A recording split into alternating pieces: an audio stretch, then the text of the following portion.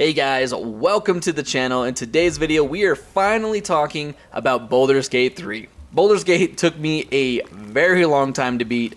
I only managed to play it once all the way through, and it took me 138 hours later on one playthrough, which is insane. It's an incredibly long game. The game has been out over a year now. It came out around this time last year, end of August.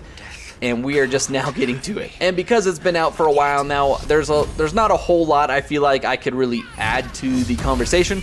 So this is just going to be a video, like I just beat the game, so this is not scripted or anything. This is just kind of my thoughts after beating the game. Some things that I really liked and some things that I didn't really like. But before we get into it, guys, make sure to like the video, subscribe to the channel if you haven't already, and then just as a reminder, we do live stream every Wednesday at 7 p.m. as well as Saturday at 8 a.m. And then we also are doing a Saturday at 7 p.m. as well. We're going to do 2 streams in one day.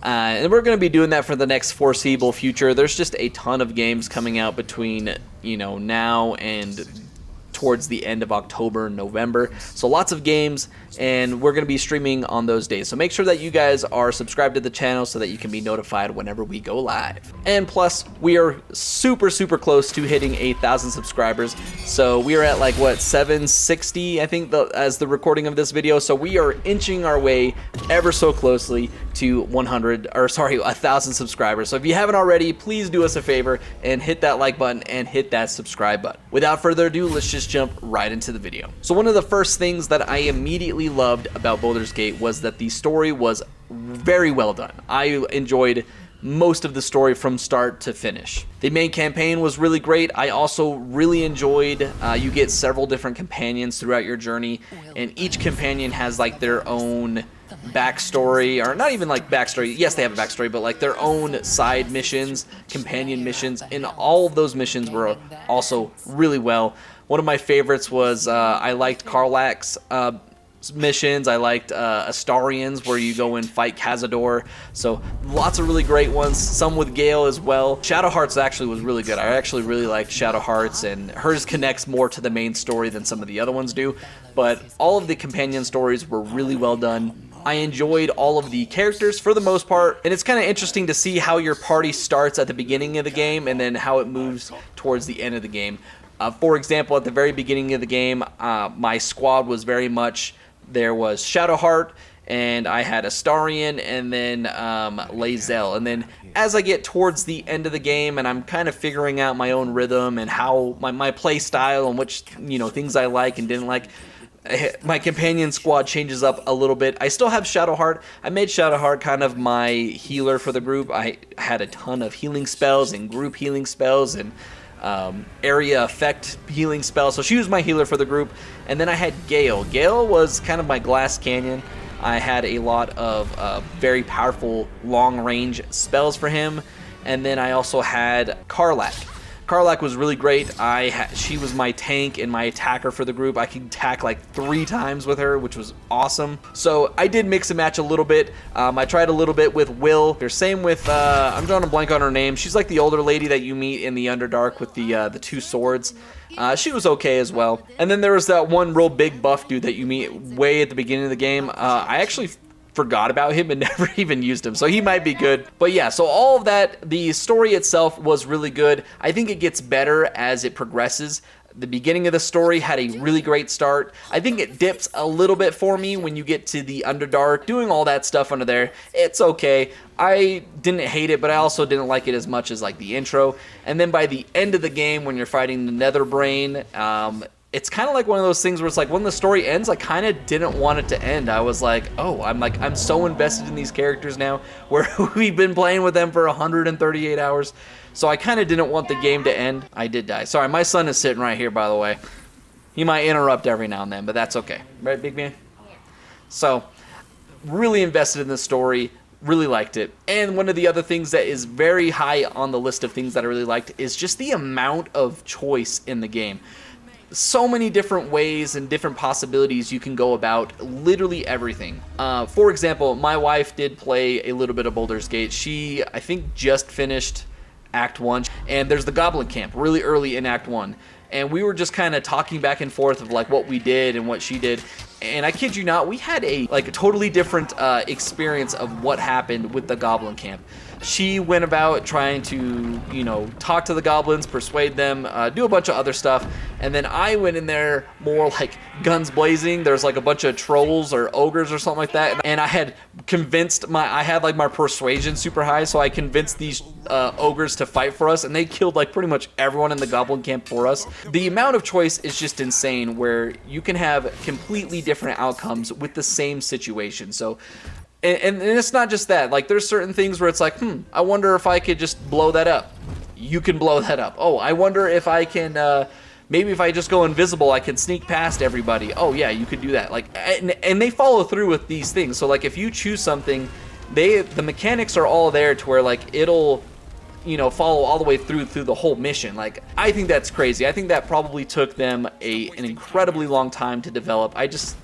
And I've seen a little bit here and there on like YouTube and like TikTok and stuff like that, like of people having completely different experiences than what I had. So that is one thing that I think is just incredibly cool. Everyone has something that is completely different. Everyone handled a situation completely different, and I think that is just freaking awesome. And one of the other things that I also really loved is that I just love that the world that they had crafted here, all the different areas that you get to go to. I love like Act 1 where you're just in like this medieval like forest area. I love the music, like just the way that the music is playing as you're exploring the game itself.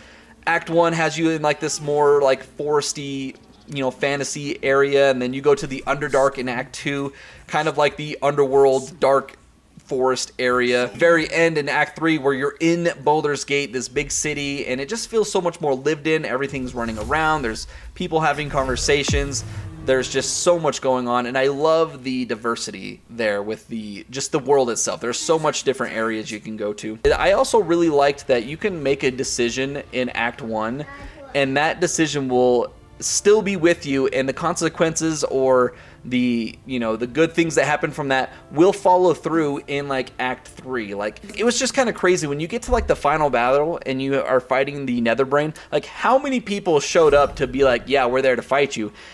Even characters I had completely forgot that, like, I had helped, like that one devil dude from Act 1 where you basically help his people not get slaughtered, and I'm like, oh yeah, I actually totally forgot about you, like 100%. And there was quite a few characters that were there at the final battle that I was like, oh yeah, I forgot that I even helped you. And even like, there's like this cow that I helped, that you find the cow in Act 1 and he doesn't want to talk to you or whatever, and then you get to Act 3 and because you helped sneak him in, he disguised himself as an apple. He's like, yeah, I'm gonna help fight the Netherbrain with you.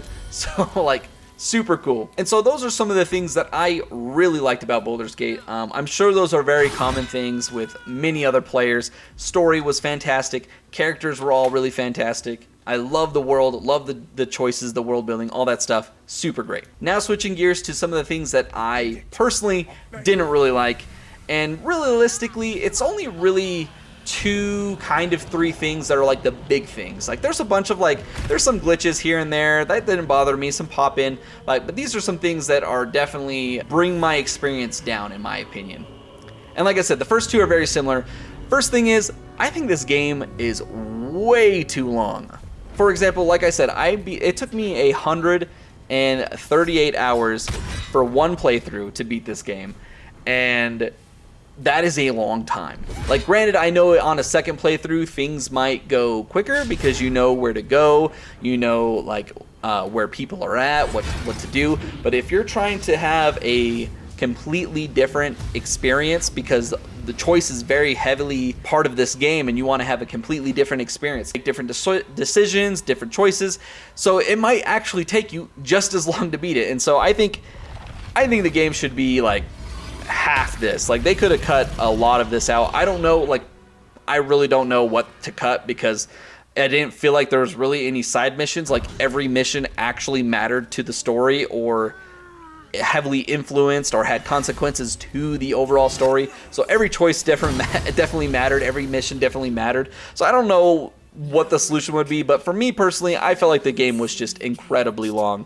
And the second thing, which is kind of part of this one as well, is that I feel a lot of the combat encounters, the fight encounters, are way too long too. I think that there's some where you are fighting 20, 30 enemies all at the same time, and it just goes extremely slow. There's nothing to speed up the encounter. So you have your group of 4. Sometimes you have more companions with you, or you've summoned elementals or beasts or whatever. So that adds even more. But there was times where I'm like fighting literally like 25, 30 enemies, and I do my 4 companions moves, and then I'm just sitting there and just watching. And the entire fight combat encounter thing would take over an hour to complete, which is just way too long. And especially times where you would go that whole time and end up dying or losing anyway. So it's like, oh, I literally just wasted an hour plus playing this game. Like, it's just all that time. I might as well have just not turned it on. Like, because there's a few times where I just got so mad. For example, there's that combat encounter in the Underdark where that one dude shows up with the wings and he's trying to get that. I'm bad at names, so I don't remember the girl's name, but she's the one that's doing like the force field over the inn in the Underdark, and there's that dude with the wings shows up. It's Kethric's daughter. I don't remember her name, but the dude comes to try to take her because Kethric wants her, and that whole encounter took me so long. It was over an hour each time because I wanted to have her as part of my group, and the first time she died, so I was like, oh crap. Well, we don't want to kill her. And then the next couple times, it just took so long that I was frustrated and I quit. I rage quit because I was like, oh my goodness, starting over. Or I would lose too. There's a few times that I lost. But so I think 1, the game is too long, and 2, the combat counters are just way too long. If there was an option to speed up the encounter itself, I think that would be very beneficial for the game. As far as I know, there's not. And if there is, and I just missed it, and I'm just an idiot, then let me know down in the comments. But as far as I figured out, there is no way for me to fast forward through those combat encounters. Actually, I ended up switching the difficulty, and I had it on just the normal difficulty. I forget what they call it, like standard. I don't know. And I ended up dropping it down to the easiest difficulty, not because the game was hard, because I didn't really lose too many encounters. There's a few of them that I definitely lost, like the Underdark one I lost like twice, but it wasn't because I was losing. It was because the combat counters just took so long to beat that I dropped it down so that the enemies would have less health, so we could just speed up the game. Because like you would get really invested in the story, and I'm like, man, I'm loving where this is going. It's going good, but then you take another hour combat, lose another hour, like, so it just really, I wanted to progress things a little bit faster, so I did drop the difficulty just so we can get through the game a little faster. And realistically, those were my 2 biggest complaints. The third one, and it really only affects the first part of the game, which is a big deal, but I feel like I was lost so often in Act 1. They tell you that you're supposed to get through the mountain or get to the Underdark or something like that. I can't remember exactly. And they don't really put like map markers or anything like that. Like, I understand like the map unlocks as you explore it, but at least pointing me in the right direction would have been very helpful. I've never played any of these Baldur's Gate games. I've never played any of these big Dungeons and Dragon games, so maybe it's just from a new player's perspective, from someone who's never played anything like this.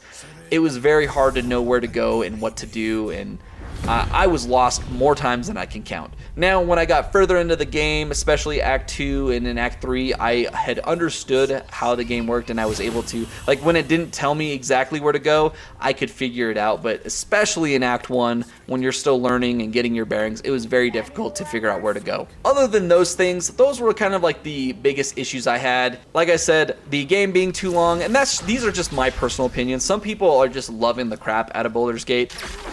And overall, I think I've really enjoyed it. It's just that, like, I also want to play other games at the same time, and having this big time sink in this one is definitely, like, made it harder for me want to do a second playthrough, if that makes sense. But overall, my final thoughts of the game is that I overall really enjoyed it. Yes, it took me a long time. Yes, the combat encounters were kind of long, but the core things that I really liked, The story was really good. I loved the characters. I loved the world that they had crafted here.